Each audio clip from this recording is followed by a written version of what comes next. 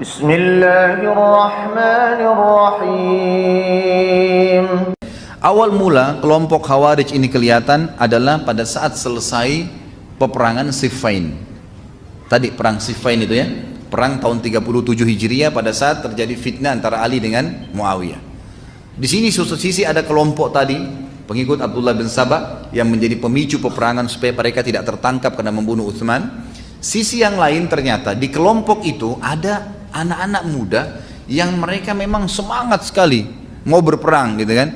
Waktu Ali bin Abi Thalib memberhentikan untuk memerangi Muawiyah karena sudah banyak kurban, untuk apa berperang? Diberhentikan sama Ali. Muawiyah pun sudah turun, tidak mau lagi.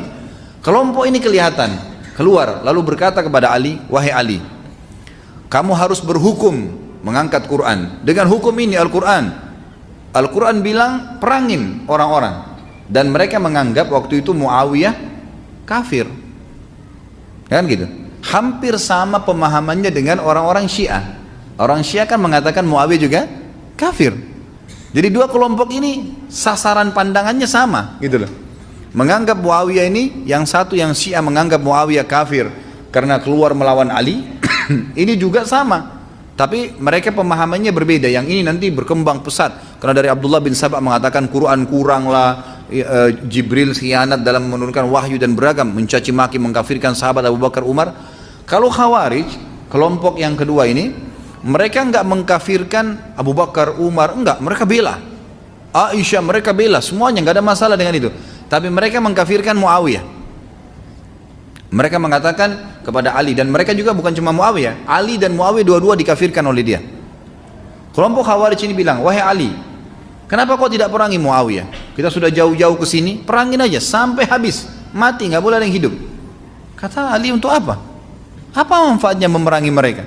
Jelas-jelas Muawiyah sudah membaiat, nggak ada alasan untuk membunuh mereka. Kenapa harus membunuh?" Lalu mereka mengangkat Quran mengatakan, "Kalau begitu kau tidak berhukum dengan Al-Quran." Kata Ali, "Ayat yang mana kalian pegangi? Yang mana ayat boleh membunuh seorang muslim?" Mereka bilang, "Pokoknya kalau kau tidak perangin Muawiyah, berarti kau akan keluar, tidak berhukum dengan hukum Allah, dan kami anggap kamu kafir." Jadi mereka mengkafirkan Ali. Ali tetap tidak mau. Siapa mereka mau didengar suaranya? Ternyata kelompok ini keluar dari pasukan Ali. Keluar dari pasukan Ali. Dan ternyata sebagian ulama mengatakan sebab dinamakan mereka Khawarij, ya, diambil dari kata-kata kharij yang berarti keluar, karena mereka misah dari pasukan Ali pada saat itu. Kan pasukan Ali semua sepakat, ahli sunnah sepakat mengatakan pasukannya Ali yang benar, gitu kan? Karena Ali ingin meredam fitnah dan kena fitnah memang, dan beliau adalah khalifah yang terpilih pada saat itu. Tidak ada yang pungkiri masalah itu, gitu kan? Dan ini banyak orang-orang Syiah tidak faham kalau ahli sunnah mengakui khilafahnya Ali, khalifah Rashidah terkenal. Dan kita sudah jelas ahli sunnah juga mengatakan Muawiyah berijtihad dan beliau salah, gitu kan? Aisyah, Talha dan Zubair kena fitnah, kan gitu. Selesai masalahnya, dan akhirnya mereka semua kembali bersatu, nggak ada yang jadi masalah setelah itu. Ali radhiyallahu anhu memimpin setelah ke perang Siffin, tidak ada masalah sampai beliau meninggal. Dan subhanallah, yang jadi masalah adalah kelompok Khawarij ini.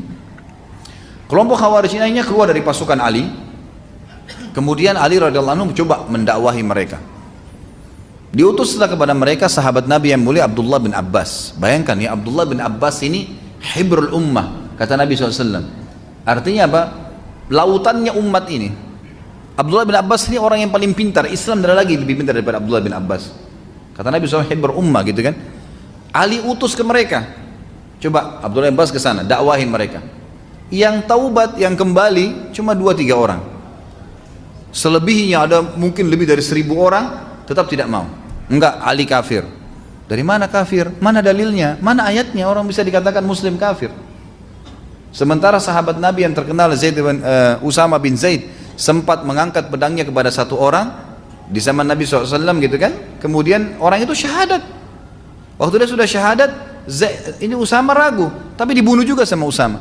Terdengar oleh Nabi SAW. Kata Nabi SAW, "Kenapa Usama kau lakukan itu?" Dia bilang, "Ya Rasulullah, dia syahadat karena takut lihat pedang saya." Wajar, ijtihad manusia ya.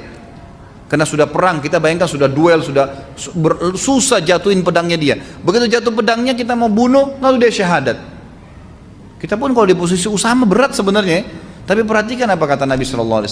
Apakah kau belah dadahnya dan kau tahu dia bohong atau tidak? Terus Nabi SAW ulangin, terus diulangin. Artinya orang yang syahadat gak boleh sembarangan dibunuh. Kelompok Khawarij tidak menghalalkan darah orang yang tidak sepaham dengan mereka.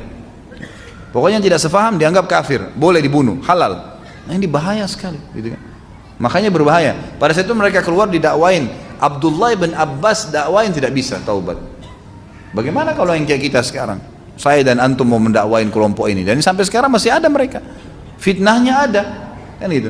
Kata Nabi SAW, ciri-ciri Khawarij dalam hadis lain riwayat Al-Hakim adalah anak-anak yang sangat muda dan mereka tidak mengikuti Al-Quran ini sebagaimana tanzilnya, sebagaimana diturunkan. Maksudnya turun Al-Quran kepada Nabi, Nabi jelaskan kepada para sahabat. Artinya harus kita fahami Al-Quran seperti pemahamannya sahabat.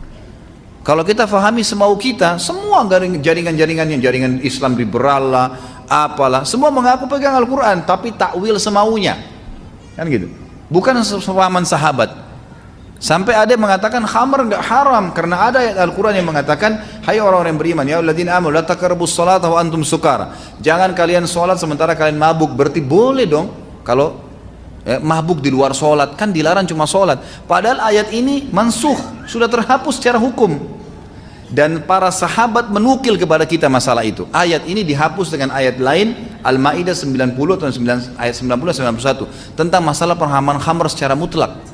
Sehingga dia cuma tertinggal secara tilawah tapi tidak ada lagi hukumnya, gitu kan? Tentang proses pengharaman khamr. Tapi mereka tidak mau nangkap itu, tidak mau memahami dari para sahabat, maka akhirnya mereka menghakimi ayat seperti apa yang dibaca. Gitu. Jadi seperti itulah akhirnya mereka kacau balau dalam pemahaman agamanya. Karena ayat Al-Quran kan turun bertahap sesuai dengan kejadian-kejadian, gitu kan? Seperti itu. Maka mereka adalah ciri-cirinya anak-anak muda yang tidak mengikuti Al-Quran sebagaimana tanzilnya turun kepada para sahabat dan kejadian mereka. Mereka malah menolak. Kemudian Ali radhiyallahu anhu waktu melihat hal tersebut, datanglah beberapa orang kepada beliau dan berkata, wahai Amir Mukminin, perangi aja mereka sudah. Orang-orang ini tidak mau taubat, tetap menganggap anda kafir, mengatakan Muawiyah kafir. Ini akan menjadi fitnah yang besar. Kata Ali tidak. Selama itu masih pendapat mereka belum melakukan perbuatan merusak, nggak boleh kita tumpahin darahnya. Masih muslim. Jadi kalau ada orang tebarin pendapat, lawan dengan pendapat. Jangan antum debat, dia salah, antum jok mukanya, nggak boleh. Nggak usah, doain aja. Lawan dengan debat, udah selesai. Nggak ada jor-joran. Tapi kapan dia memulai itu, antum harus melawan, gitu kan? Makanya pada saat kaum Khawarij ini yang tadi keluar dari pasukan Ali itu, dia tahu Ali mau kembali ke Kufah, di tengah jalan mereka kembali duluan, lalu mereka mulai membunuh siapapun yang mereka sebarin. Ali kafir, Muawiyah kafir. Ada orang bilang, siapa yang bilang? Dibunuh. Pokoknya harus sefaham dengan mereka, mengatakan dua sahabat ini kafir, gitu kan? Yang tidak sefaham dibunuh. Sampai dalam beberapa riwayat dikatakan mereka membunuh wanita hamil yang ditemukan di tengah jalan. Ini bahaya fitnah. Waktu mereka sudah tumpahkan darah sampai ke telinga Ali, kata Ali, sekarang halal untuk diperangi. Maka Ali kejar dengan pasukan. Ringkas cerita, sampailah mereka di sebuah sungai, gitu kan? Lalu terjadi pertemuan antara pasukan mereka dengan Ali. Itu pun Ali masih sempat dakwahi, taubatlah kalian, ini pemahaman yang salah. Dari mana kalian bisa mengkafirkan sahabat-sahabat Nabi? Dari mana ayat yang kalian bisa mengatakan harus memerangi Muawiyah sampai mati? Dari mana itu? Tetap aja mereka tidak mau. Maka sama Ali diperangi. Subhanallah, terjadi peperangan. Terbunuhlah pasukan-pasukan itu, ya, terbunuh mereka. Waktu mereka terbunuh, kata Ali, cari orang yang telah Nabi SAW tunjukkan dalam hadisnya. Siapa tadi cirinya?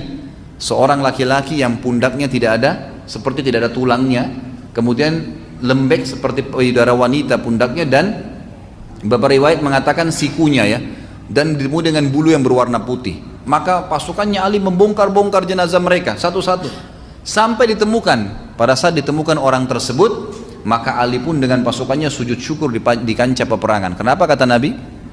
Ya, kalian siapa yang membunuhnya mendapatkan pahala yang besar. Inilah kelompok yang dimaksud oleh Nabi sallallahu alaihi wasallam. Subhanallah wa bihamdihi, subhanallahil azim.